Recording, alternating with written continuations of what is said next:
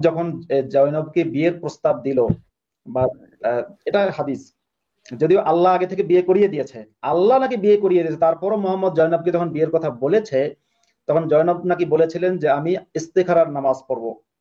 ইস্তেখারার নামাজ মানে হচ্ছে যে কোনো একটা নামাজ পড়ার পরে মোনাজাত করে আল্লাহর কাছ থেকে সিদ্ধান্ত চাওয়া। এক্ষেত্রে মুসলমানরা বিশ্বাস করে যে আল্লাহ স্বপ্নের মধ্যে সঠিক সিদ্ধান্তটা জানিয়ে দেবেন। এটাকে বলে ইস্তেখারা। ইস্তেখারা শব্দ হচ্ছে কোনটা কোনটা ভালো, কোনটা কোনটা কম, মানে কোনটা উত্তম, সেই সিদ্ধান্তটা নেওয়া বা সেই সিদ্ধান্ত চাওয়া। তখন কিন্তু মোহাম্মদ, ও না সরি, আমি একটু ভুল বলছি, বাক্যটা আবার ঠিক করে বলি। অর্থাৎ তখন আয়াতটা নাজিল হয়নি। মোহাম্মদ পুত্রবধূ জয়নবকে বলেছেন, এই জয়নবকে জায়েদের মাধ্যমে আর কি বলেছেন, বা নিজে বলেছেন যে আমি তোমাকে বিয়ে করতে চাই।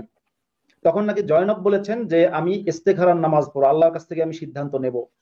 মোহাম্মদ তখন ধৈর্য ধরতে পারেনি, কারণ যদি জয়নব ইস্তেখারার নামাজ পড়ে এবং জয়নব যদি মোহাম্মদকে বলে যে হে আল্লাহ রাসূল, আমি ইস্তেখারার নামাজ পড়েছি, আমি স্বপ্নে দেখেছি যে আল্লাহ আপনাকে বিয়ে করতে নিষেধ করেছেন, তাহলে কিন্তু মোহাম্মদ ধরা খেয়ে যাবে, মোহাম্মদের প্রেস্টিজেও লাগবে, তাছাড়া মোহাম্মদ কিন্তু সেটা মেনে নিতে বাধ্য, কারণ আল্লাহ। কিন্তু মোহাম্মদ তখন খুব দ্রুততম সময়ের মধ্যে আয়াত নাজিল করে জয়নবকে জানিয়ে দিলেন তোমার ইস্তেখারার নামাজ পড়ার দরকার নাই, আল্লাহ আয়াত নাজিল করে বিয়ে দিয়েছেন। ভাবুন, মানে আল্লাহ একজন, মোহাম্মদের ঈশ্বর আল্লাহ, সেই আল্লাহ আকাশের উপরে বসে বসে তার নবী মোহাম্মদ তার পুত্রবধূকে পছন্দ করে ফেলেছে, আল্লাহ একটু দেরি না করে বিয়ে করিয়ে দিল। হ্যাঁ বলেন মানে তাসকিন ভাই, বলুন। মোহাম্মদের অন্তরে খুব কসকসানি ছিল, যদি জয়নাবে ইগনোর করে দেয় তাহলে তো আমার আমও গেল সালাও গেল। অতএব ইগনোর করে দেওয়ার আগেই শিকারটা কবজা করে নিই। আচ্ছা, আমার হ্যাঁ হ্যাঁ, স্ক্রিনটা তো এই যদি জন্য এলাও উপরে, আল্লাহ, হ্যাঁ আমার নিশ্চয়ই। স্ক্রিনটা যদি প্লিজ উপরে ওঠাই দেন। তাহলে তাফসিরে বাগাবীর বর্ণনা গেল।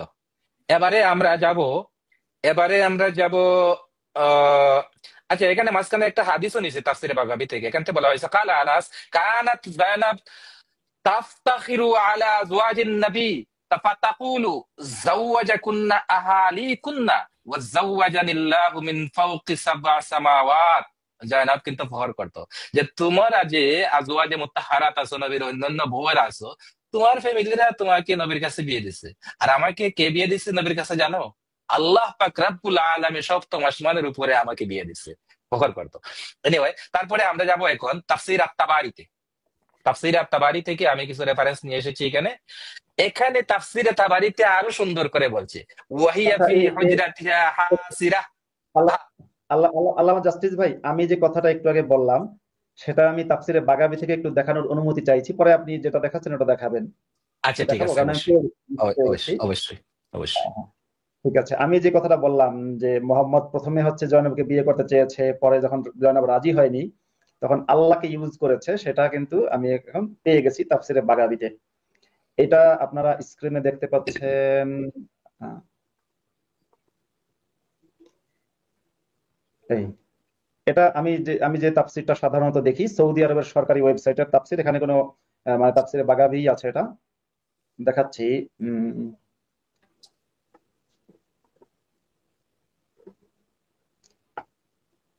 আচ্ছা, এই যে দেখুন, ফাকুলতু ইয়া জাইনাব আরসালা রাসূলুল্লাহ সাল্লাল্লাহু আলাইহি ওয়াসাল্লাম ইয়াযকুরুকা, এটা জায়েদ বলছে। হ্যাঁ, এটা আমি যদি আরো শুরু থেকে যাই, একেবারে হাদিস, এটা কিন্তু হাদিস। আকবরনা ইসমাইল ইবনে আব্দুল কাহির, আকবরনা আব্দুল গাফফার ইবনে মুহাম্মদ, আকবরনা মুহাম্মদ ইবনে ঈসা আল জুলুদি। যাই হোক, একেবারে আচ্ছা, শেষে সনদ গিয়ে সনদ পেলাম, সনদ পড়া দরকার নেই। আনাস আনাস থেকে বর্ণিত, লাম্মান কদাত ইদ্দাতু যায়নাবা ক্বালা রাসূলুল্লাহ সাল্লাল্লাহু আলাইহি ওয়াসাল্লাম লিযায়দিন। এখানে যদি ইদ্দাতের কথা আছে, জায়েদকে বললেন ফাযকুরহা আলাইয়া, হ্যাঁ, ওর কাছে গিয়ে আমার কথা বলো। ক্বালা ফানতালাকা যায়দুন হাত্তা আতাহা ওয়া হিয়া তুখাম্মিলু আজিনাহা। জায়েদ তখন তার স্ত্রী জয়নবের কাছে গিয়ে দেখলেন যে স্ত্রী খামির মেশাচ্ছে রুটি বানানোর জন্য। ক্বালা ফালাম্মা রাআইতুহা আযুমাত ফি সদরি হাত্তা মা আস্তাতিউ আন আনজুরা ইলাইহা লিআন্না রাসূলুল্লাহ সাল্লাল্লাহু আলাইহি ওয়াসাল্লাম ইয়াযাকারহা। জায়েদ বললেন যে আমি যখন জয়নবের কাছে গেলাম, জায়েদ অর্থাৎ মোহাম্মদের পুত্র জায়েদ, তার পুত্রবধূ তার বধূ, তার স্ত্রী জয়নবের কাছে গেল। যেহেতু মোহাম্মদ বউকে পছন্দ করে ফেলেছে, তখন জয়নবের মর্যাদা তার কাছে বেড়ে গেল। যে এ তো এখন আমার বউ নয়, তখন রাসূলের বউ হতে যাচ্ছে, সুতরাং সম্মান করি। তো মর্যাদার কারণে তাকাতে পারছিল না। হ্যাঁ, তারপরে সাল্লাল্লাহু আলাইহি ওয়াসাল্লাম, আচ্ছা, ফাওয়াল্লাইতু যাহরি ওয়া নাকাসা আলা আকবি। আচ্ছা, তারপরে আচ্ছা, তারপরে গিয়ে সামনে। আপনি কোত্থেকে পড়তেছেন একটু হাইলাইট করে পড়বেন, তাহলে আমরা দেখতে পারবো। না হলে কোন জায়গায় যেন হ্যাঁ, হ্যাঁ, হ্যাঁ। আচ্ছা, এরপরে জয়নব হচ্ছে জায়েদ তার দিকে তাকাতে পারছিল না, যাই হোক। আহ এরপরে দেখি ফাকুলতু, এটা হচ্ছে পয়েন্ট, এই যে এখান থেকে শুরু। হ্যাঁ, জায়েদ কি বললো জয়নবকে? ইয়া জাইনাব আরসালা রাসূলুল্লাহ সাল্লাল্লাহু আলাইহি ওয়াসাল্লাম ইয়াযকুরুকা, ও জয়নব, তোমার কথা স্মরণ করেছেন রাসূল সাল্লাল্লাহু আলাইহি ওয়াসাল্লাম এবং সেজন্য আমাকে পাঠিয়েছেন। মানে বোঝাতে চাচ্ছে তোমাকে রাসূল বিয়ে করতে চান, রাসূল তোমার কথা মনে করেন, তোমাকে জব করেন, এখন সেই কথাই তোমাকে বলতে এসেছে, তুমি কি বলো, মতামত চাইতে। তখন জয়নব কি বললেন? মা ক্বালা, জয়নব বললেন, মা আনা বিসানিয়াতিন শাইআন হাত্তা উআমিরা রাব্বি, আমি কিছুই করতে চাই না, আমি আগে আমার আমার রবের সাথে পরামর্শ করতে চাই। অর্থাৎ জয়নব বলছেন যে আমি আল্লাহর সাথে পরামর্শ করব, তারপরে মোহাম্মদকে বিয়ে করব না করব এটা সিদ্ধান্ত নেব। সুতরাং জয়নব যে মোহাম্মদকে খুব পছন্দ করতেন, প্রেম ছিল, এটা আমার মনে হয় না এখান থেকে। তারপরে কি হলো? ফাকামাত ইলা মসজিদিহা, এই কথা বলে জয়নব, এই দেখুন ফাকামাত ইলা মসজিদে, জয়নব মসজিদে চলে গেলেন। জয়নব মসজিদ মানে তার যে নামাজের জায়গা, ইলা মসজিদে মানে তার জয়নব ঘরের যে অংশে নামাজ পড়তো সেখানে জয়নব চলে গেলেন। মোহাম্মদের পুত্রবধূ জয়নব সেই নামাজের জায়গায় চলে গেলেন। যখন চলে গেলেন, মোহাম্মদ তখন জয়নব নামাজ পড়ছে বা এই যে কি বলে ইস্তেখারার নামাজ পড়বে বা আল্লাহর সাথে পরামর্শ করবে, সেই সুযোগ আর না দিয়ে ওয়া নাযালাল কোরআন, তাৎক্ষণিক কোরআন নাজিল হয়ে গেল, মানে কোরআন আয়াত নাজিল হলো, আল্লাহ বিয়ে দিয়েছেন। ওয়া জা রাসূলুল্লাহ সাল্লাল্লাহু আলাইহি ওয়াসাল্লাম ফাদাখালা আলাইহা বিগাইরি ইযন, ওই যে যে কথাটা আপনি বলছিলেন আল্লামা জাসসি, যে অনুমতি ছাড়া প্রবেশ করছে, এটা যে যখনই জয়নব নামাজের জায়গায় গেছে, নামাজ পড়বে, নামাজ পড়ার জন্য গেছে, ঠিক তাৎক্ষণিক কোরআনের আয়াত নাজিল হয়ে গেছে, মানে মোহাম্মদ খবর পেয়ে গেছে কোরআন আয়াত নাজিল হয়েছে। মোহাম্মদ দ্রুততম সময়ের মধ্যে জয়নবের ঘরে এসেছেন, আসার পরে বিনা অনুমতিতে, সাধারণত অনুমতি নিয়ে মোহাম্মদ প্রবেশ করে, কিন্তু সেই সময় আর অনুমতির তোয়াক্কা করেনি, একবার তাৎক্ষণিক ঢুকে গেছে, ঢুকে গিয়ে মানে অনুমতি ছাড়া, যেটা এখানে বলা আছে। ক্বালা ওয়ালাকাদ রাআইতুনা আন্না রাসূলুল্লাহ সাল্লাল্লাহু আলাইহি ওয়াসাল্লাম আতআমানাল খুবজা ওয়াল লাহমা, তখন এই বর্ণনাকারী যে সাহাবী তিনি বললেন, এরপরে রাসূল আমাদেরকে গোশত, মাংস এবং রুটি খাওয়ালেন, এবং হাত্তা ইমতাদ্দান নাহার, দিনের একটা বড় সময় অতিবাহিত হয়ে গেল। তারপরে হচ্ছে রাসূল তার ঘরের মধ্যে বসে, মানে মোট কথা বিয়ের আয়োজন শুরু হয়ে গেল। আমি যে কথাটা বলেছিলাম যে সেটা আর কি তাফসিরে বাগাবি থেকে, মানে একেবারে তাফসিরের কিতাব থেকে আমি দেখিয়ে দিলাম। যে ঘটনা হচ্ছে এই, মানে মোহাম্মদ জয়নবের প্রতিও ভরসা রাখতে পারছিল না যে জয়নব আল্লাহর সাথে, আসলে চিটার মোহাম্মদ নিজেও জানতো আল্লাহ বলতে কিছু নাই, আল্লাহ তো তার কেবল স্বার্থ রক্ষাকারী। যে কারণে জয়নব যখন বললো আমি একটু আল্লাহর সাথে পরামর্শ করি, মোহাম্মদের ধৈর্য কুলাইলো না, একেবারে নিজে আয়াত ডাউনলোড করে বললো যে আরে বেটা কিসের পরামর্শ করবে, আল্লাহ তো তোর সাথে আমার বিয়ে দিয়ে ফেলেছে, কিসসা খালাস। হ্যাঁ আমার জাস্টিস ভাই। আচ্ছা, আমার স্ক্রিনটা প্লিজ উপরে উঠান। এখন আমি তাফসীর আত-তাবারি থেকে কিছু রেফারেন্স নিয়ে আসছি, এগুলা কিছু আপনাদের শোনাবো। আমি কিন্তু পুরা তাফসীর নিয়ে আসি নাই, পুরা তাফসীর নিয়ে আসলে তো দিনের পর দিন শেষ হয়ে যাবে এগুলা পাওয়া। আমি শুধু যেগুলা মেইন মেইন পয়েন্ট এগুলা নিয়ে আসছি। তো এখানে একটা মোস্ট ইম্পর্টেন্ট একটা একটা সেন্টেন্স আছে, এটা হচ্ছে ওয়াহিয়া ফি হুজরাতিহা হাসিরাতান, এই জয়নব তার রুমে নগ্ন অবস্থায় ছিল। He is in her room uncovered, এই বর্ণনাটা কিভাবে আসছে আমি একটু বলি, বর্ণনাটা কিভাবে আসছে। حدثنا يونس قال اخبرنا ابن وهب قال قال ابن زيد كان النبي قد زوج زيد بن حارثة زينب بنت جحش, নবী জয়েদ ইবনে হারিসার সাথে জয়নব বিনতে জাহাসের বিয়ে দিয়েছিলেন বা দিলেন। ওকে, হুম ইবনাতা আম্মাতিহি, আর এই জয়নবটা ছিল কে? তার ফুফির মেয়ে, তার ফুফির মেয়ে। হুম ফাখারাজা হুম রাসূলুল্লাহ ইয়াওমান ইউরিদহু, তো বিয়ে দেওয়ার পরে নবী একদিন জায়েদের সাথে সাক্ষাৎ করার জন্য তার ঘরে গেলেন। খারাজা মানে ঘর, তার ঘর থেকে প্রবেশ করলেন, তার ঘরের উদ্দেশ্যে রওনা দিলেন। ওয়া হুম আলাল বাবি সিত্রুম মিনাশ শার, আর ওই জয়নবের ঘরে একটা কাপড়ের দরজায় একটা কাপড়ের পর্দা লটকানো ছিল। ফারাফাতির রিহু সিত্রা, আর ওই সময় একটা দমকা হাওয়া আসলো, এই দমকা হাওয়ায় ঘরের এই কাপড়ের পর্দাটা উঠে গেল। ফাং কাশাফাত, ফাং কাশাফা, তো সবকিছু, ঘরের সবকিছু প্রকাশিত হয়ে গেল, যা কিছু ভিতরে ছিল সবকিছু প্রকাশিত হয়ে গেল, অর্থাৎ ঘরে যে জয়নব সেটাও প্রকাশিত হয়ে গেল। আর ঘরে জয়নব কি অবস্থায় ছিল? ওয়াহিয়া ফি হুজরাতিহা হাসিরাতান, আর ওই সময় জয়নব তার রুমে নগ্ন অবস্থায় ছিল।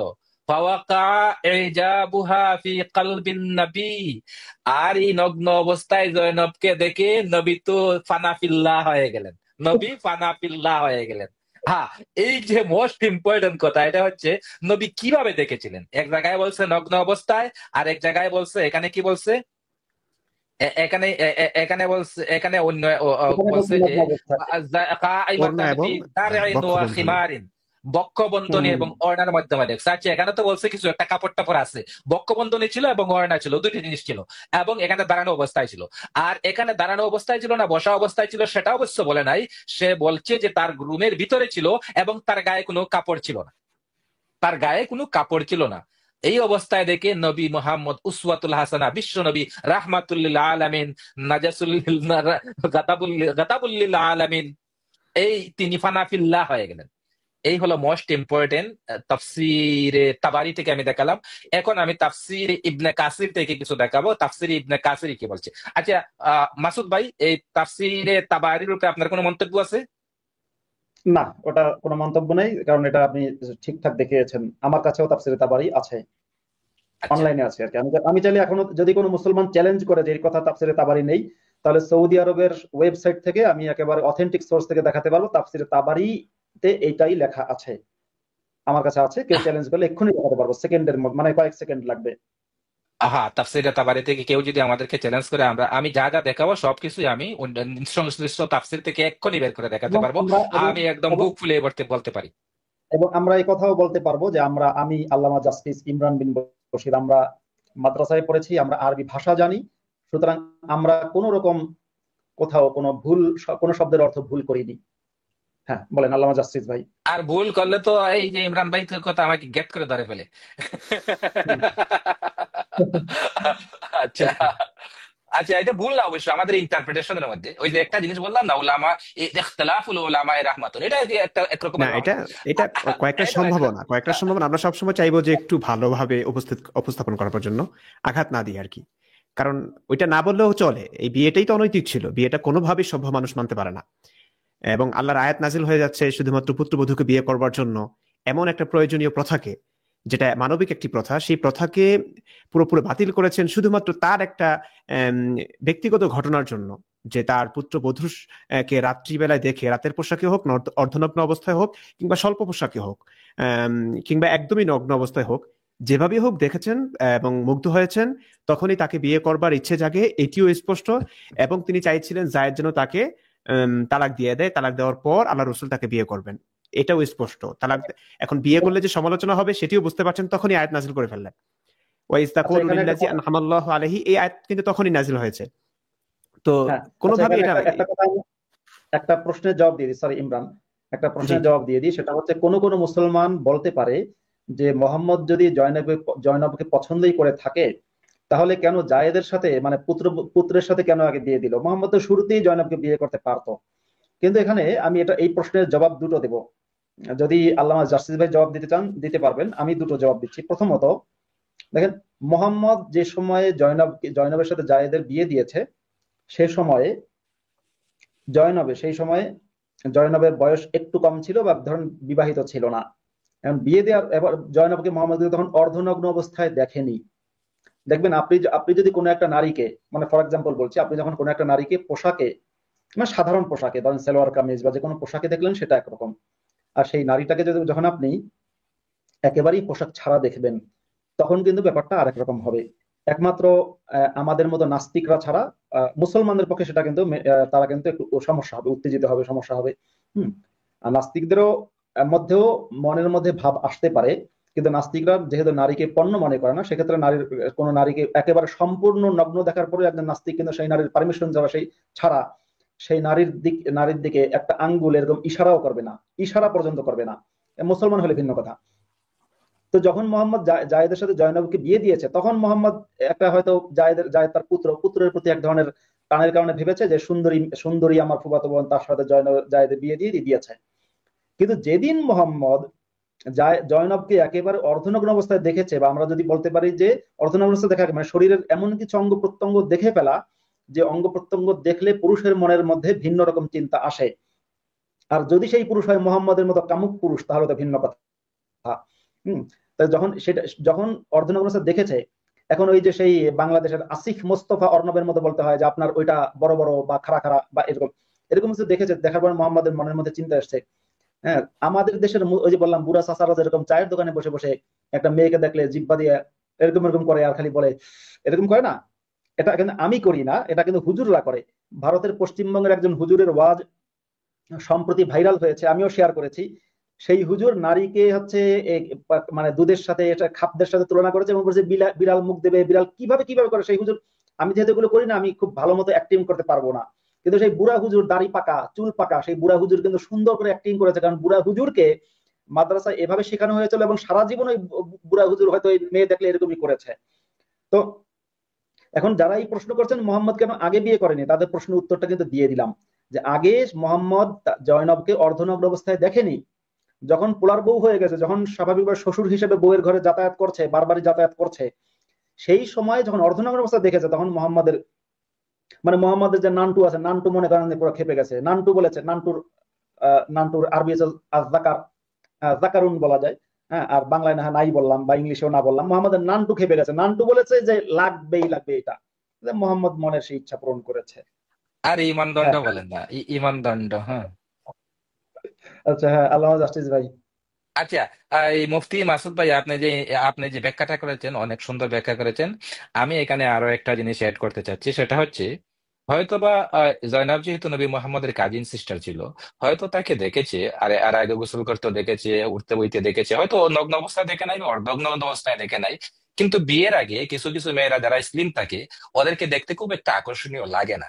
কিন্তু বিয়ের পরে কিছুদিন গেলে, 1 বছর 2 বছর যাওয়ার পরে, বিয়ের পরে ওই মেয়েরা কিন্তু একটু নাদুস নুদুস হয়ে যায়। খেয়াল করবেন, ওই মেয়েরা এই বিয়ের পরে যখন নাদুস নুদুস হয়ে যায়, তো নাদুস নুদুস হয়ে যাওয়ার পরে নবী মোহাম্মদ যখন দেখছে, আরে এই মেয়েটা তো আগে আমার কাজিনদের তো গোসল করতেও দেখলাম, উঠতেও দেখলাম, বসতেও দেখলাম, আমার কাছে তো এতটা আকর্ষণীয় লাগলো না, কিন্তু হঠাৎ করে এটা তো আকর্ষণীয় কিভাবে হয়ে গেল, তখন নবী মোহাম্মদ ফিদা হয়ে গেল তার প্রতি। হ্যাঁ, এই এই এই এই কাহিনীটা হয়তো ঘটতে পারে, ঘটতেও পারে, এটাও হইতে পারে।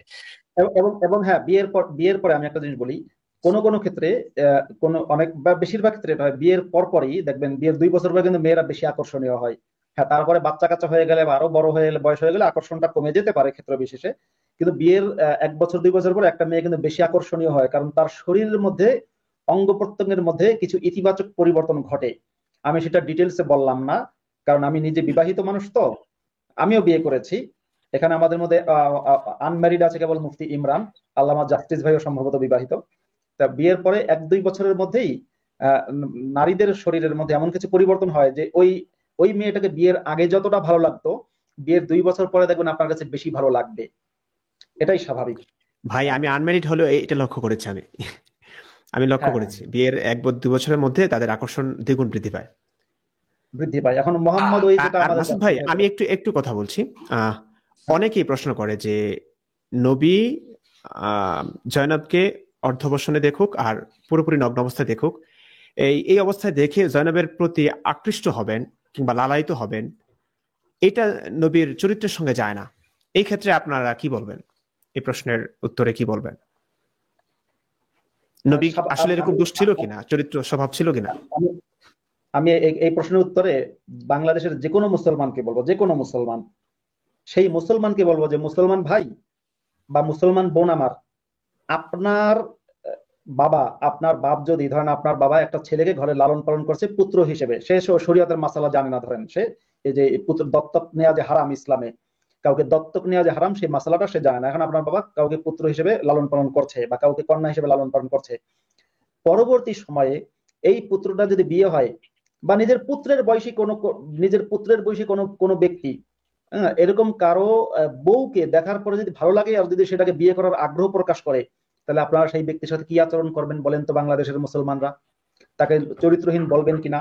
যে বুড়া বয়সে, 60 বছরের বুড়া, 55 বছর বয়সের বুড়া নিজের পোলার বউর দিকে নজর দিছে, একেবারে কচি বউর দিকে, বা 22 বছর কিংবা 16 বছর বা 17 বছর। আরেকটা কথা মাসুদ ভাই, আমি যদি একটু বলি, এমন হাদিস আছে না, যেটা আপনার মনে পড়ে কিনা, যে রাসূল করিম সাল্লাল্লাহু আলাইহি ওয়াসাল্লাম রাস্তায় বের হলেন, তখন এক মহিলাকে দেখলেন, মহিলাকে দেখে উত্তেজিত হয়ে বাসায় আসলেন। তখন জয়নব বিনতে জাহাশ, প্রাসঙ্গিক এই কারণে বলছি, জয়নব বিনতে জাহাশ তখন কাজে ব্যস্ত ছিলেন, চামড়া পাকানোতে ব্যস্ত ছিলেন। তখন তিনি জয়নব বিনতে জাহাশের কাছে এসে প্রয়োজন পূরণ করলেন, মানে তার সঙ্গে সহবাস করে নিলেন।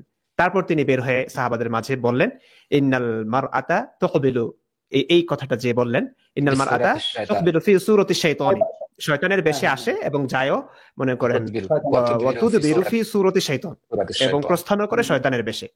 সুতরাং তোমরা হুম। এই হাদিসটার কথা আপনারা বলতে পারেন কিনা, কিংবা হ্যাঁ হ্যাঁ সহিহ হ্যাঁ হাদিস কিনা। হ্যাঁ তো নবী মোহাম্মদের ক্যারেক্টার কি এটা কি এরকমের ছিল কিনা যে নবী মোহাম্মদ জয়নবকে দেখে উত্তেজিত হতে পারতেন কি পারতেন না? হ্যাঁ, অবশ্যই হ্যাঁ, পারতেন, কারণ ওই হাদিস হ্যাঁ, দ্বারা স্বভাব এটা প্রমাণ হয়। আমরা ইতিপূর্বে এই প্রমাণ হা- পেয়েছি এবং সহিহ হ্যাঁ হাদিসের আলোকে বুঝতে আপনি পারছি নবী রাস্তাঘাটে নারী দেখলে উত্তেজিত হতেন। উত্তেজিত হয়ে যেতেন। হ্যাঁ, তো যেহেতু নবী রাস্তাঘাটে আজনবী নবী নারীদেরকে দেখলে উত্তেজিত হয়ে যেতেন, তাহলে তো নবী তার ঘরে আশেপাশে যেসব নারীরা আছে, যাদেরকে বিয়ে করা নবীর জন্য জায়েজ, অথবা নবীর জন্য তো সবই জায়েজ ছিল। নবী তো এক হাদিসে তো নবী নিজেই বলছে, হ্যাঁ আয়েশা বলছে, মা মাতান নাবিয়্যু ইল্লা উহিল্লাত লাহুন নিসা, নবীর মৃত্যুর আগে সারা দুনিয়ার সব নারীকে তার জন্য ফ্রি করে দেওয়া হয়েছে। তো নবীর জন্য তো সবই ফ্রি ছিল ভাই, সবই ফ্রি আর ছিল, তো কোরআন তিনি উত্তেজিত হবেন নাকি? আল্লাহ জাস্টিস কোরআন আয়াতে জি, আছে, ইয়া আইয়ুহান নাবিয়্যু ইন্না সূরা আহজাবে ইন্না আহলালনা লাকা আজওয়াজাকা আল্লাতী আতাইতা উজুরাহুন্না ওয়া মা মালাকাত ইয়ামিনুকা মিম্মা আফা আল্লাহু আলাইকা ওয়া বানাতি আম্মিকা ওয়া বানাতি আম্মাতিকা ওয়া বানাতি খালিকা ওয়া বানাতি খালাতিকা আল্লাতী হাজারনা মাআক। আচ্ছা না, এই আয়াতে মানে এই হ্যাঁ, আয়াত থেকে বোঝা শেষে যায় আছে লিখাই লা ইয়াকুনু আলাল মুমিনিনা হারাজ। ওয়াইন না, এটা ওয়াইন না। ইমরাতান মুমিনাতান ওয়াহাবাত নাফসাহা লিন-নাবিয়্যি ইন আরাদ নাফসাহা আইয়াস্তানকিহা, যদি কোনো ইন নারী, আরাদ যদি কোনো নারী নবীর জন্য নিজেকে উৎসর্গ করে দেয়, আর নবীও যদি তার প্রতি আকৃষ্ট হয়, তাহলে কোনো আপত্তি নাই পেট গরম করতে। তো নবীর জন্য তো কোরআনও হালাল করে দিছে, হাদিসও হালাল করে দিছে।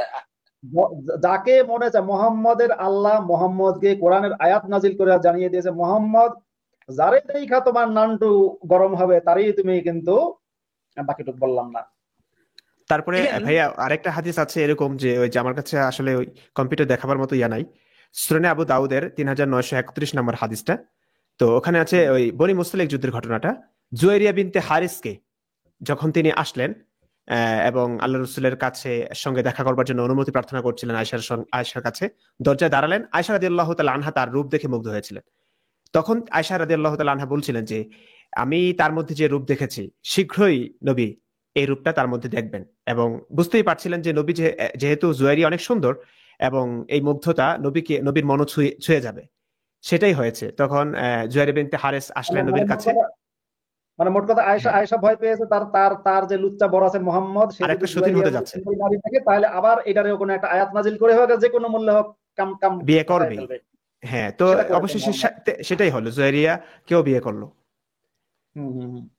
তো তাই আয়েশাও তো তাই অনেকভাবে স্বীকার করেছে যে নবীর চরিত্র কেমন ছিল। নারী দেখলেই যে তিনি খুব বেশি মুগ্ধ হতেন, খুব বেশি লালায়িত হতেন, এটা মা কিন্তু আয়েশার আর মুখে অনেকবার প্রকাশিত হয়েছে মা সহিহ আর হাদিসের মধ্যে। রাব্বুকা ইল্লা ইউসারিউ ফি ইল্লা হাওয়াক। ইউসারিউ ফি হাওয়াকা। হ্যাঁ, আয়েশাই বলেছে আহ, যে আমি মোহাম্মদকে বলেছে একেবারে মোহাম্মদের সামনেই, যে নবীকে মোহাম্মদকে লক্ষ্য করে, যে আমি তো দেখি তোমার আল্লাহ শুধু তোমার মনোবাঞ্ছা, তোমার যে খাহেশ, যৌন ইচ্ছা, সেগুলোকে পূরণ করার জন্য বহু ব্যস্ত। ইউসারিউ মানে মহা ব্যস্ত আল্লাহ এটা করার জন্য।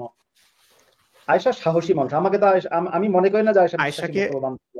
দারুণ লাগে আমার কাছে আয়েশা। আমি 1450 বছর আগের কোনো মেয়ের সঙ্গে যদি আমার ভালোবাসা হয়ে থাকে, আয়েশার প্রতি হয়েছে। কারণ দারুণ এক মেয়ে, এত বুদ্ধিমতী, এবং নবীর ভাওতাবাজি কিন্তু বুঝে ফেলেছে আয়েশা। অনেকভাবে আমাদের কাছে মেসেজ দিতে চেয়েছে, যদিও এটা কঠিন ছিল। তারপরেও কিন্তু নবীর যে আসলে তার প্রয়োজনে আয়াতগুলো নাজিল করেন, এমন অনেক ইঙ্গিত কিন্তু আয়েশার কথাবার্তায় ছিল। এটা আমার কাছে একটা মানে লিস্টই আছে, এটা কতগুলো হাদিসের মাধ্যমে এটা প্রকাশ করেছে, কিংবা আমাদের কাছে একটা সুপ্ত, একটা খুব উজ্জ্বল একটা বার্তা দিতে চেয়েছে, খুব সূক্ষ্ম। হম। ঠিক আছে আল্লামা জাস্টিস, আমাদের কিন্তু 1 ঘন্টা 37 মিনিট হয়ে গেছে। আমরা ও ভেবেছিলাম যে আমাদের লাইভটা, আমাদের লাইভটা হ্যাঁ তো অনেক লম্বা হয়ে যাচ্ছে, আমরা তাহলে সংক্ষেপ করি। আচ্ছা, আপনি তো একটু সামারাইজ এখন করে ফেলবেন। এখন ইবনে কাসিরের প্রসঙ্গটা দিয়ে তারপরে আমি শেষ করে ফেলবো। ইবনে কাসির কি বলছে? আইয়াদখুলা আলাইহা বিলা ওয়ালিয়িন ওয়ালা মাহরিন ওয়ালা আকদিন ওয়ালা শুহুদি মিনাল বাশার। নবীকে অনুমতি দেওয়া হয়েছে, নবী তার কাছে যাও, জয়নবের কাছে যাও। তোমার জয়নবের কাছে যেতে তোমার জন্য জয়নবের কোনো অলি লাগবে না, অভিভাবক লাগবে না। জয়নবের কাছে যেতে তোমাকে তার জন্য কোনো মোহর দিতে হবে না। জয়নবের কাছে যেতে তার সাথে তোমার কোনো আকদে নিকাহ করতে হবে না। জয়নবের কাছে যেতে ওয়ালা শুহুদা মিনাল বাশার, এবং যে সাক্ষী রাখতে হয় বিয়ে শাদীর ব্যাপারে, এই রকমের সাক্ষী গাওয়াহি রাখারও কোনো প্রয়োজন পড়বে না। এই কথাটা আছে তাফসিরে ইবনে কাসিরে। ওয়াকাউলু ফালাম্মা কাদা যায়দুন মিনহা ওয়াতরান যাওয়াজনাকাহা আল ওয়াতর হুয়াল হাজাতু ওয়াল ইরব, আয় লাম্মা ফারাগা মিনহা যখন জয়নবের সাথে জায়েদ তার সেক্সুয়াল ইন্টারকোর্স পূর্ণ করে নিল, তার জিনসি হাজত পূর্ণ করে নিল, তার মনোকামনা বাসনা ইন্টারকোর্স ইত্যাদি ইত্যাদি পূর্ণ করে নিল, ফাফারাকাহা ওয়াজাওয়াজনাকাহা, তখন ওরা দুইজন পৃথক হয়ে গেল, ওয়াজাওয়াজনাকাহা, এবং আমরা আল্লাহ তোমাকে জয়নবের সাথে বিয়ে দিলাম। ওয়াকানাল্লাযী ওয়াকানাল্লাযী ওয়াকানাল্লাযী মিনহু হুয়াল্লাহু, তার মানে দেখেন, তার মানে এই যে জয়নবের সাথে মোহাম্মদের বিয়ের ঘটকালিটা, বিয়ে দেওয়ার দায়িত্বটা আল্লাহ পালন করলেন ভাই, তাহলে কি আল্লাহকে আমরা ঘটক বলতে পারি? ঘটক ঘটক, পাখি ভাইয়ের জায়গায় ঘটক আল্লাহ ভাই। হ্যাঁ, ঘটক পাখি ভাই আল্লাহ ভাই ছিলেন, সেখানে ঘটক পাখি ভাই বিমানা আন্নাহু আউহা, তারপরে আল্লাহ আউ আন্নাহু বিমানা আন্নাহু আউহা, আল্লাহ ওহী নাযিল করলেন ইলাইহি, নবীর কাছে, আইয়াদহুলা, যে তুমি প্রবেশ করো, আলাইহা, জয়নবের কাছে, বিলা ওয়ালিয়িন, কোন অভিভাবক ছাড়াই প্রবেশ করো, ওয়ালা মাহরিন, এবং মোহর ছাড়াই তার কাছে যাও, ওয়ালা আকদিন, এবং আকদে নিকাহ ছাড়াই, ওই যে কাজী সাহেব আকদে নিকাহ করে না, ও আকদে নিকাহ ছাড়াই তুমি তার কাছে যাও, ওয়ালা শুহুদি মিনাল বাশার, এবং মানুষের যে দুইজন সাক্ষী লাগে, এই দুইজন সাক্ষীরও কোনো প্রয়োজন নাই। এখন নবী যে তার সাক্ষী মানে ছাড়া, মোহর তার ছাড়া, মানে আল্লামা জাস্টিস, তার মানে বোঝা গেল মোহাম্মদ যে আইনগুলো করেছিলেন বিয়ের জন্য মোহাম্মদের আইনে আছে কি, যে কোন নারীকে বিয়ে করতে গেলে প্রথমত অলি, সেই তার অলি বা অভিভাবকের অনুমতি লাগবে, দ্বিতীয়ত হ্যাঁ মোহর লাগবে, তৃতীয় হ্যাঁ, মোহর মানে হচ্ছে নির্দিষ্ট টাকা পয়সা, বা যেটাকে আপনারা বাংলায় বলেন দেনমোহর, সে মোহর যৌনাঙ্গের লাগবে, মূল্য, যৌনাঙ্গের মূল্য। যৌনাঙ্গের মূল্য। আর তৃতীয়ত লাগবে হচ্ছে আকদ, মানে একটা আকদে নিকাহ বা বিবাহের একটা যে চুক্তি বা বিবাহের যে একটা নির্দিষ্ট যে পদ্ধতি, সেটা লাগবে। চতুর্থত লাগবে সাক্ষী। তা বিয়ের ক্ষেত্রে যে চারটা জিনিসের জরুরত পড়ে, অলি লাগে, মোহর লাগে, আকদ লাগে, শুহুদ বা সাক্ষী লাগে, এই চারটা জিনিসের মানে যেটা মোহাম্মদই তৈরি করেছে, মোহাম্মদ বা মোহাম্মদের আল্লাহ তৈরি করেছে মুসলমানদের জন্য, সকল মুসলমানদের জন্য।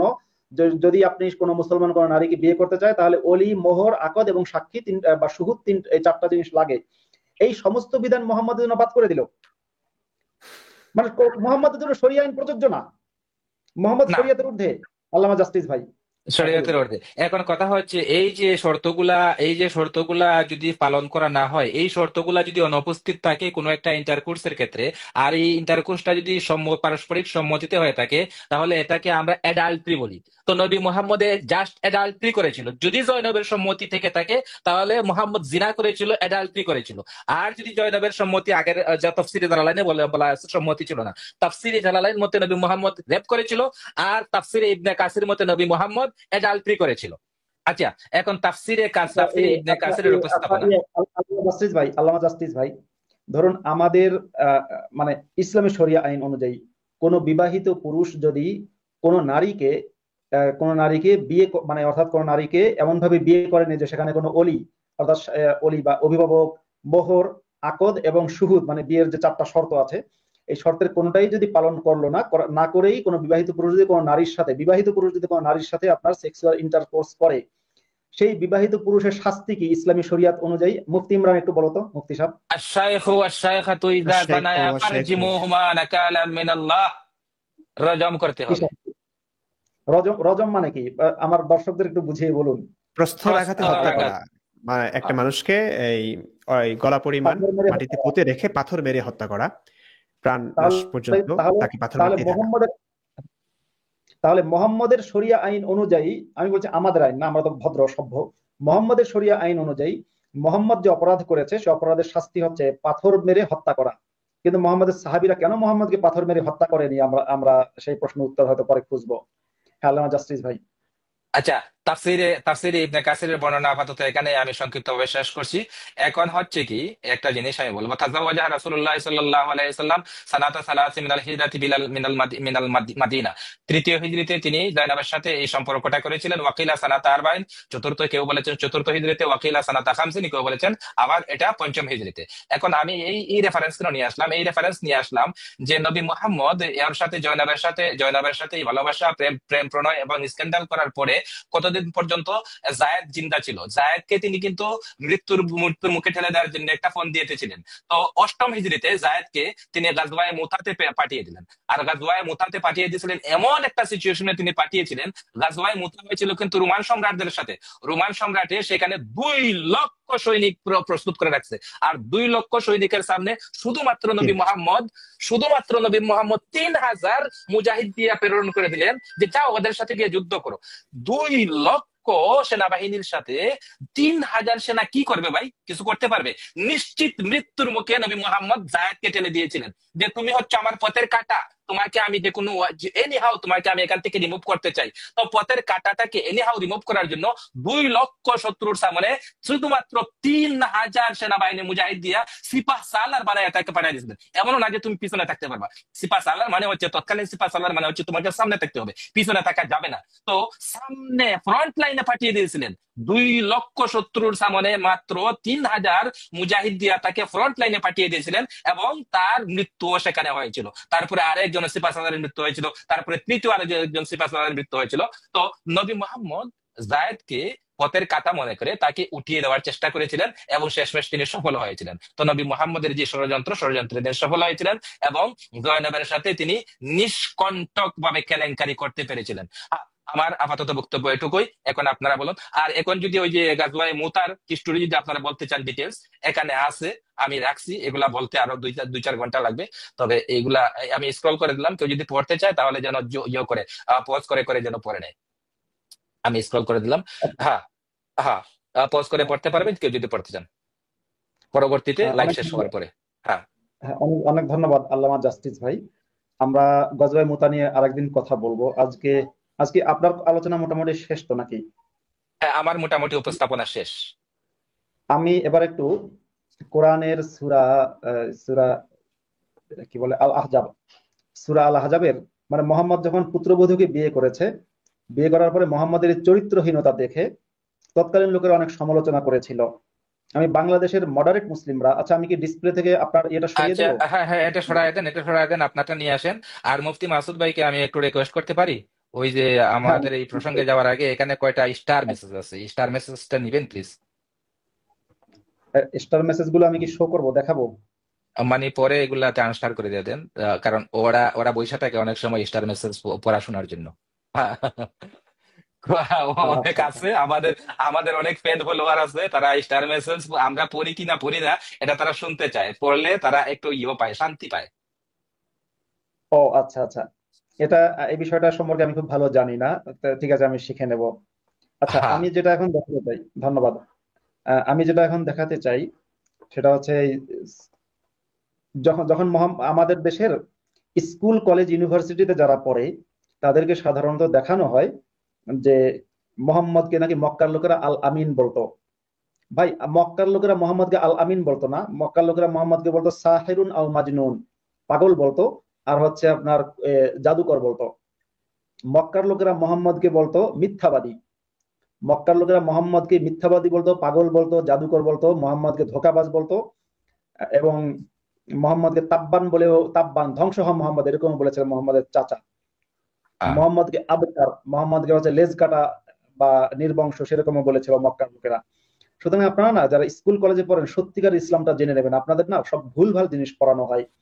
তো আরেকটা জিনিস পড়ানো হয় কি, যে মোহাম্মদ নাকি তার সমালোচকদের সাথে আপনার মোহাম্মদের চরিত্র নিয়ে নাকি কেউ সমালোচনা করতো না, এবং মোহাম্মদের চরিত্রের কেউ খারাপ বললে মোহাম্মদ নাকি তাদেরকে কোনো রকম কোনো আঘাত করতো না।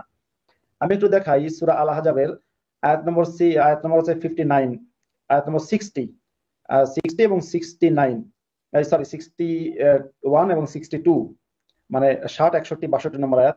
লা ইল্লাম ইয়ানতাহিল মুনাফিকুনা ওয়াল্লাযীনা ফী কুলূবিহিম মারাদুন ওয়াল মুরজিফুনা ফিল মাদীনাতি লানুগরিয়ান্নাকা বিহিম সুম্মা লা ইউজাবিরুনাকা ফিহা ইল্লা কলিলা মালউনিন আইনামা সুকিফু উখিযু ওয়া কুতিলু তাকতীলা। মোহাম্মদ যখন তার পুত্রবধূকে বিয়ে করেছে, আপনি অনেকে কিন্তু বলে যে স্ক্রিনে আপনি কিন্তু স্ক্রিনে দেন নাই, আমরা দেখতে পাচ্ছি না। স্ক্রিনে, এই হ্যাঁ চলে আসছে। আচ্ছা, আল্লামা জাস্টিস ভাই, এই যে একটা কথা বলা হয় যে সেই যুগের লোকেরা হচ্ছে এটাকে খারাপ মনে করতো না, যেমন ধরেন আমরা যখন বলি মোহাম্মদ পোলার বউকে বিয়ে করলো কেন, এটা কি ঠিক? তখন অনেক সময় বলা হয় কি সেই যুগের স্ট্যান্ডার্ড এটা ঠিকই ছিল। তাহলে আমাদের প্রশ্ন হচ্ছে যে মোহাম্মদ তো সব যুগের স্ট্যান্ডার্ডে চলনসই হতে হবে, তাই না? সে তো বিশ্ব নবী, সে তো রহমাতুল্লিল আলামিন একেবারে কিয়ামত পর্যন্ত। তাহলে এখনকার স্ট্যান্ডার্ডে যে ব্যক্তি চলে না তাকে কেন আমরা এখন নবী মানবো? প্রথম কথা। দ্বিতীয় নম্বর কথা হচ্ছে কোরআনের কোরআনের প্রত্যেকটা বিধান হচ্ছে ইটারনাল, লা তাবদীল আলি কালিমাতিল্লাহ। প্রত্যেকটা বিধান ইটারনাল, সে যুগে যা এই যুগে তা, এবং কিয়ামত পর্যন্ত তাই থাকবে।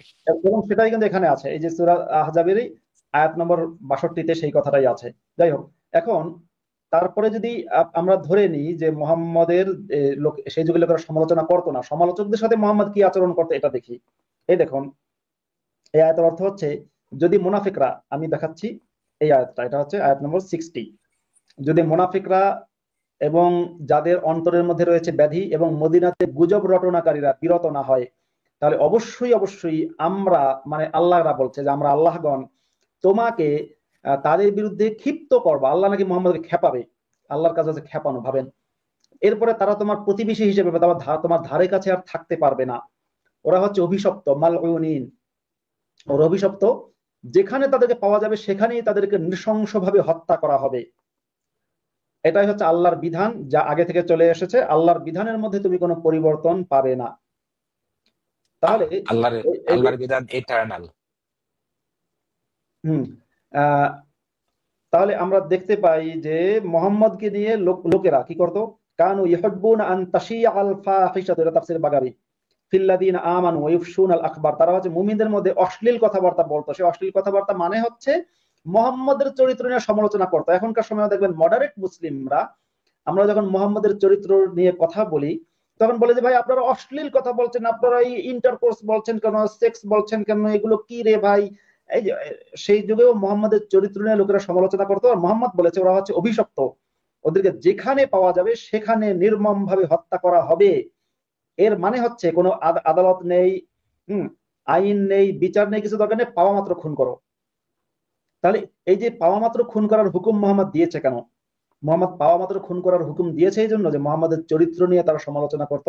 এই দেখুন তাফসিরে তাবারি, আমি বের করেছি তাফসিরে তাবারি। আসহাবু যিনা ক্বালা ইয়াতলুবুন নিসা ফায়াবতু ক্বালা ফায়াতুনা ওয়া আহলুল ইরজাফি ফিল মাদিনাতি বিল কিযবি ওয়াল বাতিল, মানে মোহাম্মদের নামে নাকি তারা মিথ্যা কথা বলতো, মানে মোহাম্মদের চরিত্র নিয়ে। সমস্যা হচ্ছে মোহাম্মদের চরিত্র নিয়ে কথা বললে সেটা মিথ্যা মনে হয় মোহাম্মদের অনুসারীদের মধ্যে।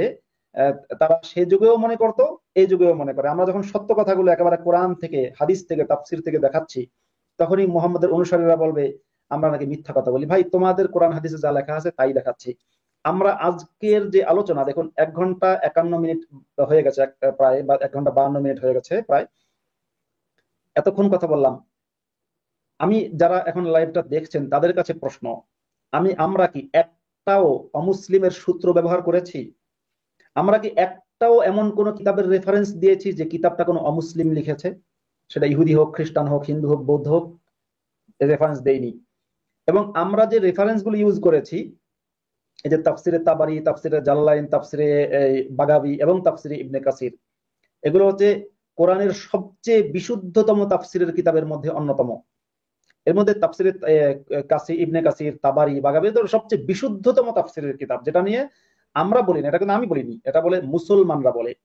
আপনারা আপনাদের যে সমস্ত হুজুররা আছে, যে কোনো মুসলমান যারা এখন লাইভটা শুনছেন, আপনাদের যে হুজুররা আছে, যে হুজুরকে আপনারা চেনেন, আপনাদের বাড়ির কাছে মসজিদের ইমাম হোক কিংবা মাদ্রাসার শিক্ষক হোক, তাকে গিয়ে জিজ্ঞাসা করবেন হুজুর তাফসিরে ইবনে কাসির কি অথেন্টিক কিনা, জিজ্ঞাসা করবেন হুজুর তাফসিরে বাগাবি অথেন্টিক কিনা, জিজ্ঞাসা করবেন হুজুর তাফসিরে তাবারি অথেন্টিক কিনা। যদি বলে অথেন্টিক, এবার যদি জিজ্ঞাসা করবেন তাফসিরের জালালাইন অথেন্টিক কিনা। যদি অথেন্টিক না হয়, বাংলাদেশের সমস্ত কওমি মাদ্রাসায় তাফসিরের জালালাইন পড়ানো হয়। আমিও পাঠ্যপুস্তকে পড়েছি মাদ্রাসায়, আল্লামা জাস্টিস ভাই মাদ্রাসায় পড়েছেন, উনিও পড়েছেন। তাফসিরে জালালাইন বুকের নামে কিন্তু একটা ক্লাসের নামে দেওয়া হয়েছে, এমন অথেন্টিক বুক এটা, জালালাইন ক্লাস। হ্যাঁ হ্যাঁ হ্যাঁ, ওই ক্লাসটাকেই বলা হয় জালালাইন ক্লাস। তাহলে এই তাফসিরে জালালাইন সমস্ত মাদ্রাসায় পড়ানো হয়। আপনারা হুজুরদের কাছে শোনার পরে যদি দেখেন যে এটা অথেন্টিক, দেন আপনারা যেটা করবেন সেটা হচ্ছে এই তাফসিরের কিতাবটা আপনারা কিনবেন। বাংলাদেশে তাফসিরে ইবনে কাসিরের ট্রান্সলেশন পাওয়া যায়, ইসলামিক ফাউন্ডেশনের অনুবাদ করা তাফসিরে ইবনে কাসির পাওয়া যায়, আপনারা কিনবেন। কেনার পরে মিলিয়ে দেখবেন। আর যে কিতাবটা আপনারা কিনতে পারবেন না সেটা অনলাইনে দেখবেন। অনলাইন থেকে যদি করতে হবে পান আপনারা, তাহলে মিলিয়ে দেখবেন। বাংলায় অনলাইনে এই কিতাবগুলো পাওয়া যায় কিনা আমি জানি না। আমি যেহেতু আরবিটাই পড়ি, সরাসরি আরবি কিতাবগুলোই আমার কাছে সব আছে, মানে তাফসিরের কিতাবগুলো। তো যদি বাংলায় পেয়ে থাকেন পড়বেন, পড়ার পরে মিলিয়ে দেখবেন আমরা সত্য বললাম নাকি বানিয়ে মিথ্যা কথা বললাম। আমরা যে সমস্ত আয়াতের, যে সমস্ত হাদিসের এবং যে সমস্ত তাফসিরের আপনাদের দেখিয়েছি এবং সেগুলো বাংলা আমরা করেছি, আমরা যেহেতু আরবি জানি, আমরা বাংলা করে আপনাদেরকে দেখিয়েছি। এক্ষেত্রেও আমি আপনাদের বলবো, আপনারা অন্ধভাবে আমাদের কথাও বিশ্বাস করবেন না, বরং আপনারা যেটা করবেন সেটা হচ্ছে প্রত্যেকটা কথা, আমি যা বললাম আল্লামা জাস্টিস যা বললেন এবং মুফতি ইমরান বিন বশির যা বললেন, এই সবকিছু আপনারা মিলিয়ে দেখবেন। মিলিয়ে দেখার পরে আপনাদের যদি মনে হয় সত্য, দেন কি ডিসাইড করবেন, আপনি মুসলমান থাকবেন নাকি ইসলাম ত্যাগ করবেন, সেই সিদ্ধান্ত আপনার, আমরা কিন্তু আপনাকে বলছি না। আর যদি আপনারা আমাদের আলোচনায় কোনো ভুল খুঁজে পান, অবশ্যই আমাদেরকে চ্যালেঞ্জ করবেন। আমাদেরকে চ্যালেঞ্জ জানানোর আহ্বান দিয়ে আমি আমার বক্তব্য শেষ করছি। ফাইনাল বক্তব্য আরেকটা দেব। আপাতত আমি যাচ্ছি আল্লামা জাস্টিস ভাইয়ের কাছে, তারপরে আমি যাব মুফতি ইমরান বিন বশিরের আজকে শেষ আলোচনা শুনবো, তারপরে লাইভটা শেষ করব। আল্লামা জাস্টিস ভাই, আপনার আখেরি কওল। আমি তো অনেক কথা বলছি এখন, এখন বেশি কথা বলবো না। অনেকেই চাচ্ছিল আমাদের সাথে যুক্ত হয়ে ডিবেট করার জন্য। সো আমরা যেহেতু এই লাইভটা ডিবেট করলে অনেক লম্বা হয়ে যাবে, এবং এটা যেহেতু একটা ইলমি লাইভ, অতএব এই লাইভটাকে আমরা বেশি লম্বা করতে চাই না এবং এখানে ডিবেট করতে চাই না। কেউ যদি আমাদের সাথে ডিবেট করতে চায় তাহলে সে যেন আমাদের সাথে আলাদা কন্ট্যাক্ট করে, এবং আমরা ডিবেট করার জন্য রেডি আছি। দিন ঠিক করবেন, তারিখ ঠিক করবেন, টাইম ঠিক করবেন, আমরা ডিবেটের জন্য রেডি আছি। আলাদা সেকশনে আমরা ডিবেট করব, কিন্তু এই ইলমি আলোচনার ভিতরে আমরা ডিবেট করবো না। ডিবেট করলে আমাদের আলোচনা হারিয়ে যাবে। হ্যাঁ, আমার কথা বেশি লম্বা করবো না, আমি অনেক কথা বলছি। ইমরান ভাই, বেশি কথা বলা হয় না। ইমরান ভাইকে কথা বলতে দিন। ধন্যবাদ আল্লামা জাস্টিস ভাই। মুফতি ইমরান বিন বশির। ভাইয়া, অলরেডি অনেক সময় হয়ে গেছে, প্রায় 2 ঘন্টা। অনেক মানুষ দেখছে, পরবর্তীতে হয়তো দেখবে। কথা আর বাড়াতে চাই না, তবে আমি পুরো আলোচনার একটু সারমর্ম তুলে ধরতে চাই 2-3 মিনিটের মধ্যে। আমরা সকলেই জানি বুঝি, দত্তক প্রথা, পালক পুত্র গ্রহণটা, এটা একটা সামাজিক প্রথা ছিল, মানবিক প্রথা ছিল, পুরো বিশ্বব্যাপী একটা সুন্দর প্রথা ছিল। এই প্রথাটি নিষেধ করা হয়েছে কখন, কেন, কোন কারণে, কোন প্রয়োজনে, সেটি আমরা জানলাম। আল্লাহ রসুল সাল্লাল্লাহু আলাইহি ওয়াসাল্লামের তার পুত্রবধূকে পছন্দ হয়ে যায়। তিনি কোনো কারণে তাকে অর্ধনগ্ন অবস্থায় দেখেন, কিংবা নগ্ন অবস্থায় বা স্বল্প বসনে দেখেন, যে কারণেই হোক, দেখে মুগ্ধ হন, আকৃষ্ট হন, লালায়িত হন। তখন থেকে তার মনে জাগে যে আমি জয়নাবকে বিয়ে করব। তো পুত্রবধূকে বিয়ে করার ব্যাপারটি যে সমালোচিত হবে সেটিও তিনি বুঝতে পেরেছেন। এরপর তিনি ধাপে ধাপে আয়াত নাজিল করতে থাকেন, অর্থাৎ আল্লাহ আয়াত নাজিল করতে থাকেন।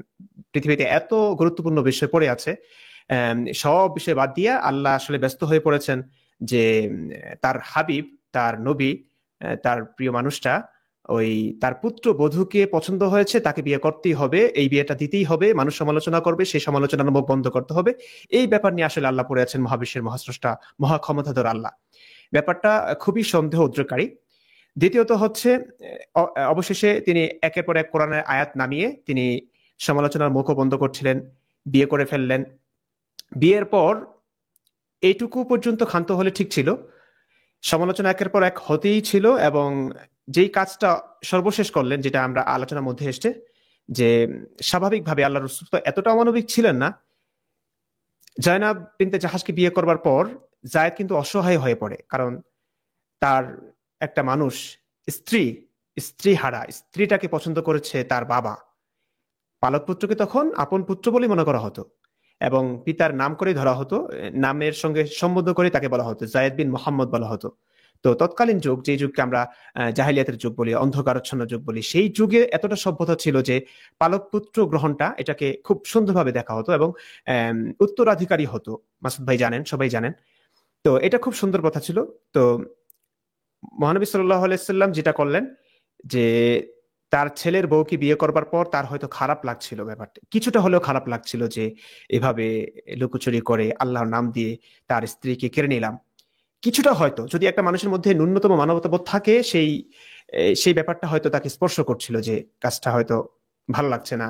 কিংবা যখনই যায়েদ বিন হারেসা কিংবা যায়েদ বিন মুহাম্মদের অসহায় মুখটা দেখছিলেন, সেই প্রতিচ্ছবিটা তার কাছে খুব অসহায় লাগছিল, এটা তার অপছন্দ হচ্ছিল। এবং হয়তো তার যৌন জীবনে, তার দাম্পত্য জীবনে এটি প্রভাব ফেলছিল, যে যখনই জনাব বিনতে জাহাজের সঙ্গে তিনি সহবাস করছেন, মেলামেশা করছেন, তার পালাদিন তার সঙ্গে থাকছেন, রাত্রি যাপন করছেন, পাশাপাশি যখন যায়েদ বিন হারেসাকে দেখছেন অসহায় মুখ হয়ে আছে তার, এই ব্যাপারটা হয়তো খারাপ লাগছিল। সে কারণেই ৫ম হিজরিতে যদি জনাব বিনতে জাহাসের সঙ্গে আল্লাহ রাসূলের বিয়ে হয়ে থাকে, তার 2 বছর পরেই 6ম 8ম হিজরির জুমাদুল উলা, এই মাসেই মুতা যুদ্ধ, যেটি রোমানদের সঙ্গে হয়েছে, এবং 2 লাখ সৈন্য বাহিনীর মোকাবেলায় মাত্র 3000 মুসলিম যুদ্ধ করেছে। এটি যে কোনো মানুষে বলবে এটি আত্মঘাতী একটা হামলা, কারণ 2 লাখ অথবা 1 লাখই আমরা ধরি না কেন, মত পার্থক্য আছে, 1 লাখই যদি ধরি, 1 লাখ সশস্ত্র সৈন্যবাহিনীর সঙ্গে মাত্র 3000 মুসলিম বাহিনী সেনা যুদ্ধ করছে, এটা তো আত্মঘাতী, যেন মৃত্যু পথে ঠেলে দিয়েছে মুহাম্মদ সাল্লাল্লাহু আলাইহি ওয়াসাল্লাম যায়েদ বিন হারেসাকে। কেন? ইতিপূর্বে এমন কোনো ঘটনা ঘটেনি যে যায়েদ বিন হারেসাকে কোনো যুদ্ধের সেনাবাহিনী হিসেবে পাঠানো হয়েছে, এমন কোনো ঘটনা ঘটেনি। এই ঘটনা ঘটেছে শুধু মুতা যুদ্ধের ক্ষেত্রে, এবং সেটি জনাব বিনতে জাহাজকে বিয়ে করবার কয়েক বছর পরের ঘটনা। তো সবকিছু মিলিয়েই কোনো কাজটি অনেকগুলো কাজ, এগুলো সবগুলোকে আমাদের অমানবিক বলতে হয়। কোরআন হাদিসের সহি রেফারেন্স অনুযায়ী আমরা একথা বলতে বাধ্য হই যে দত্তক প্রথাকে বাতিল করবার যে ন্যাক্কারজনক ঘটনা ঘটিয়েছেন তিনি, সেটি ছিল একটি অমানবিক কাজ, এবং জনাব বিনতে জাহাজকে বিয়ে করাটা ছিল অনৈতিক কাজ, অমানবিক কাজ, এবং তারপর যায়েদ বিন হারেসাকে সাক্ষাৎ মৃত্যুর মুখে ঠেলে দেওয়া, সেনাপতি বানিয়ে 2 লাখ সৈন্যবাহিনীর মোকাবেলায়, এবং সেই এমন অসম যুদ্ধেই যায়েদ বিন হারেসাকে সেনাপতি বানানো, এটা আসলে মৃত্যুর মুখে ঠেলে দেওয়া ছাড়া কিছুই না। সবকিছু মিলিয়ে এখানে অনেক অনেক অমানবিক কাজগুলো সংঘটিত হয়েছে আমাদের প্রিয় নবী সাল্লাল্লাহু আলাইহি সাল্লাম থেকে। তাই যারা আসলে দেখছেন এখন, আমাকে পরবর্তীতে যারা দেখবেন, এই কথাগুলো যে একটাও মিথ্যা না, আমরা যে আসলে ইসলাম না জানা মানুষ না, এটা আপনারা বুঝতে পারছেন। এখানে 3 জনই আছেন, হাফেজ মাওলানা মুফতি, সকলে ইসলাম সম্পর্কে জানেন, আরবি ভাষা সম্পর্কে আমরা জানি। আমরাও কিন্তু অনেক চেষ্টা করেছি যে এই কথাগুলো কোনোভাবে মিথ্যা হোক, আল্লাহ রাসূল এমনটা হতে পারেন না। ছোটবেলা থেকে, একদম কচি বয়স থেকে আমরা নবী করিম সাল্লাল্লাহু আলাইহি ওয়াসাল্লামের প্রতি তীব্র ভালোবাসা নিয়েই বড় হয়েছি। তো সেই আবেগের জায়গা থেকে কখনো কোনো মুসলিম চায় না যে এই কথাগুলো বিশ্বাস করতে, কিন্তু আমরা বিশ্বাস করতে বাধ্য, কারণ একদম অথেন্টিক সোর্স থেকে আমরা এই কথাগুলো পেয়েছি। তাই কোনোভাবেই অপব্যাখ্যা না, কোনোভাবেই মিথ্যাচার না। আপনারা দলিল, মাসুদ ভাই যেটি বললেন, দলিলগুলো আপনারা দেখতে পারেন। আরবি না জানলে আপনারা এই কিতাবগুলোর বাংলা তর্জমা আছে, ইংলিশ তর্জমা আছে, সবগুলো আপনারা দেখে যাচাই বাছাই করে আপনারা ইসলাম মানুন, বুঝুন, উপলব্ধি করুন। তারপর ইসলাম কি ত্যাগ করবেন কি করবেন না, সেটা আপনাদের সিদ্ধান্ত। এটুকু বলেই আমি আমার সংক্ষিপ্ত বক্তব্য শেষ করছি। অনেক অনেক অনেক ধন্যবাদ আপনাদের সকলকে, অনেক সময় দিয়েছেন, এবং যারা এখন দেখছেন, পরবর্তীতে যারা দেখবেন, সবাইকে অসংখ্য ধন্যবাদ আমার পক্ষ থেকে। অনেক ধন্যবাদ মুফতি ইমরান বিন বশির। আজকে খুব চমৎকার একটা আলোচনা হয়েছে। এখনো পর্যন্ত 1278 জন মানুষ দেখছেন। যারা দেখছেন বলবো শেয়ার করে দেবেন, আপনাদের সব অন্যদের কাছেও শেয়ার করে দেবেন, প্রয়োজনে ইনবক্সে পাঠাবেন, প্রয়োজনে হোয়াটসঅ্যাপে পাঠাবেন। মানুষ সত্য জানুক। এবং যে কথাটা আমি কিছুক্ষণ আগে বলছি, রিপিট করলে বক্তব্য দীর্ঘ হবে, কিন্তু শুধু এটুকু বলছি, আমরা যা যা বললাম সবকিছু আপনারা যাচাই করবেন, এবং মোহাম্মদকে নিয়ে অন্ধভাবে বিশ্বাস না করে, স্কুল কলেজের বইতে যা আছে সেগুলো বিশ্বাস না করে, কিংবা কোনো ভারতীয় কোনো পত্রিকায় মোহাম্মদের প্রশংসা করে কি লিখলো সেগুলো বিশ্বাস না করে, আপনারা বরং নিজেরা কিতাব কিনে, কিতাব খুলে বা কিতাব অনলাইনে দেখে যাচাই বাছাই করে নিয়েন। এবং এই যে কথাটা মুফতি ইমরান বিন বশির একটু হাইলাইট করার চেষ্টা করেছে, যে দত্তক প্রথা অসাধারণ একটা ব্যাপার। দত্তক প্রথা, আজকে পৃথিবীতে লক্ষ লক্ষ শিশু পিতৃহীন, মাতৃহীন, এই লক্ষ লক্ষ শিশুদেরকে যদি কোনো একটা যদি দত্তক প্রথাটা আজকে পৃথিবীতে সুন্দর করে থাকতো, মুসলিমদের মধ্যেই থাকতো, তাহলে লক্ষ লক্ষ মুসলিম শিশুদের কিন্তু একটা উপায় হতো। তারা একটা ফ্যামিলিতে ঠাঁই পেত, একটা ফ্যামিলিতে ঠাঁই পাওয়ার পর সেখানে তারা একটা বাবা পেত, একটা মা পেত, সেই বাবা মায়ের আদরে তারা বড় হতো।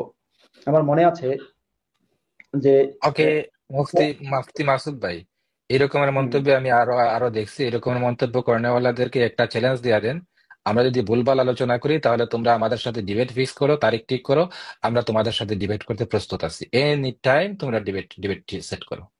হ্যাঁ হ্যাঁ, আচ্ছা, সেটা আমার ইমেইল কি বা আমার ফেসবুক আইডি কি, এটা একটু খুঁজে নেবেন। আল্লামা জাস্টিসের ইমেইল, ফেসবুক আইডি, মুফতি ইমরান বিন বশিরের ইমেইল এবং ফেসবুক আইডি আছে।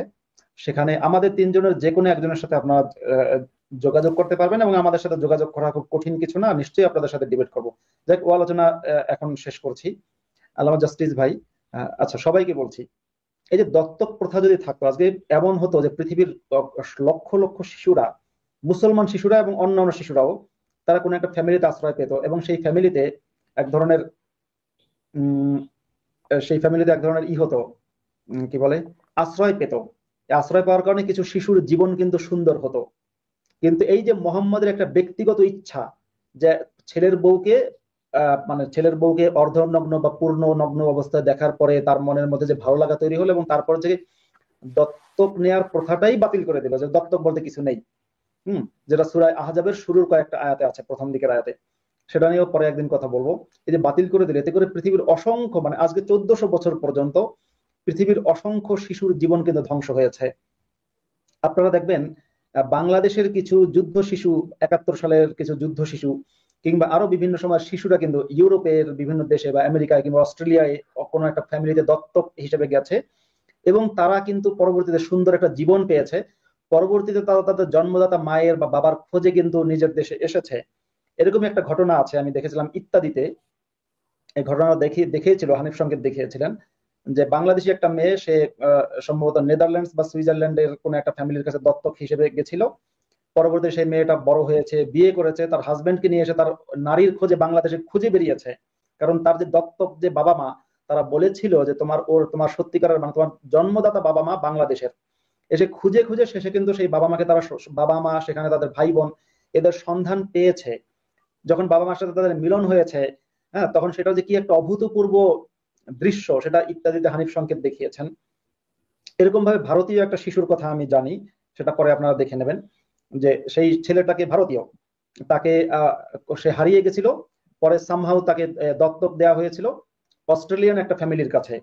সেই শিশুটা সেখানে বড় হয়েছে, এবং ওই ওই অস্ট্রেলিয়ান যে সাদা বাবা মা, তাদের সন্তান হিসেবে বড় হয়েছে, তাদের সম্পত্তি পেয়েছে, এবং পরবর্তীতে ভারতে এসে সে তার জন্মদাতা বাবা মাকে খুঁজে পেয়েছে, এবং সেটা নিয়ে একটা ডকুমেন্টারিও আছে। আমি এটা বলছি যে দেখুন, দত্তক নেওয়া মানে তো এই না যে আমি দাবি করছি যে, ধরেন আমি যদি আমাকে কেউ দত্তক নেয়নি, আমি আমার বাবা মায়ের কাছেই মানুষ হয়েছি, কিন্তু বলছি যে আমি যদি দত্তক মা বাবার কাছে মানুষ হতাম, তার মানে তো এই না যে তাকে আমি জন্মদাতা মা বাবা বলছি। জন্মদাতা বাবা মাকে জন্মদাতা মা বাবা বলছি, পাশাপাশি যিনি আমাকে দত্তক নিলেন তাকে তো আমি বাবা মা বলতে পারি। আপনারা তো আপনাদের শ্বশুর শাশুড়িকে বাবা ডাকেন, শ্বশুরকে বাবা ডাকেন, শাশুড়িকে মা ডাকেন। আরেকজন যে আপনাকে দত্তক হিসেবে নিল, তাকে কেন মা বাবা ডাকতে পারবেন না? এর কারণ কি? এর কারণ কোরআনের আয়াত। কোরআনের মধ্যে লেখা আছে, উদউহুম লিআবাইহিম হুয়া আকসাতু ইনদাল্লাহ, যে দত্তক প্রথা বাতিল করার পরে মোহাম্মদ আল্লাহ বলছে তাদেরকে তাদের জন্মদাতা বাবা মায়ের নামে ডাকতে বলছে। দত্তক বাবা মায়ের নামে ডাকা যাবে না। কেবলমাত্র একজন ব্যক্তির, মানে এতটা, মানে বিকৃত যৌনাকাঙ্ক্ষা, ছেলের বউকে দেখলে ঠিক থাকতে পারে না, বন্ধুর 6 বছর বয়সের মেয়েকে দেখলে ঠিক থাকতে পারে না, এরকম ব্যক্তিকে আপনারা কিভাবে আদর্শ হিসেবে মেনে নেন? কখনো কি নিজের বিবেক একটু প্রশ্ন করেন না? সেই ব্যক্তির আদর্শ তো প্রত্যেকটা মুসলমানের আদর্শের চেয়ে খারাপ।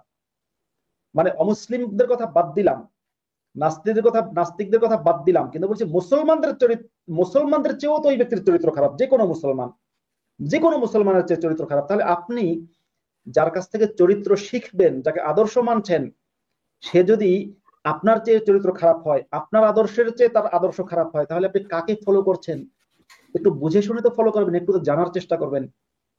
যাই হোক, আপনাদের যাতে জানার আগ্রহ তৈরি হয়, সেজন্যই তো আমরা লাইভে কথা বলি। আমাদের জীবন যদিও বিপন্ন হয়েছে বা জীবনে অনেক কিছু হারিয়েছি, তবু আমরা কথা বলছি আপনাদের বিবেককে জাগ্রত করার জন্য এবং আপনাদের মধ্যে জানার আগ্রহ তৈরি করার জন্য। তো ঠিক আছে, সবাই ভালো থাকবেন। আপনাদেরকে ভালোবাসা রইল সবার জন্য। আমরা ভালোবাসার প্রচার করি আর ঘৃণার বিরুদ্ধে আমরা লড়াই করি। আমাদের এই ভালোবাসার পক্ষে ঘৃণার বিরুদ্ধে লড়াই অব্যাহত থাকবে। সবাইকে শুভকামনা জানিয়ে এখনই শেষ করছি। ভালো থাকবেন সবাই।